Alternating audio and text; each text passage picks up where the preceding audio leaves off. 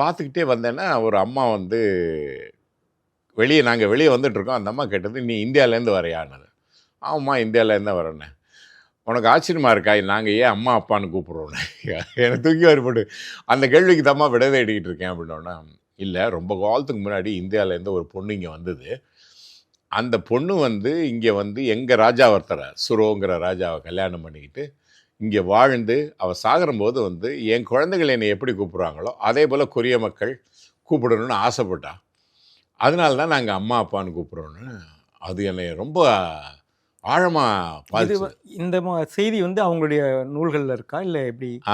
அதத்தான் நான் கண்டுபிடிக்க அடுத்து போறேன். இந்த அம்மா இப்படி சொன்ன உடனே நான் ஒரு ஆய்வாளர்ன்னு டக்குன்னு எடுத்துக்க மாட்டேன் அத. ஆனா இப்படி சொல்லுது, அப்ப இங்க ஏதோ ஒண்ணு இருக்கும் அப்படின்னு சொல்லிட்டு தேட ஆரம்பிக்கிறேன். அப்ப தேட ஆரம்பிக்கிற பொழுது தான் 13ஆம் நூற்றாண்டுல ஒரு நூல் வருது. இல்யோன் அப்படின்னு ஒரு புத்த பிட்சு. அந்த புத்த பிட்சு அவருடைய சீடரோடு சேர்ந்து அவர் என்ன பண்றாருன்னா, எப்பவுமே கொரியா, சைனாவுக்கு ஒரு போட்டி இருந்துகிட்டே இருக்கும்.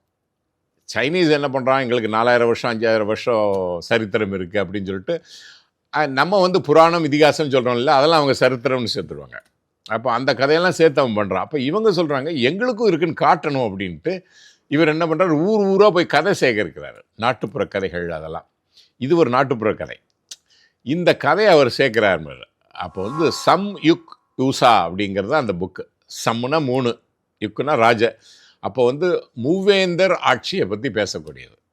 அப்போ இந்த இந்த பீரியட் எப்படின்னு பார்த்தீங்கன்னா, கிபி 45, 46, 47 அதே காலகட்டத்தில் தான் நீங்கள் நம்ம தமிழகத்திலையும் பார்த்தீங்கன்னா, கடையேழு வள்ளல்கள், ஓகே, பாரி, ஊரின்னு இவங்க வந்து இருந்து அந்த சிற்றரசர்கள் ஆட்சியிலேருந்து ஒரு அரசு உருவாக்கம் நடக்க ஆரம்பிக்குது.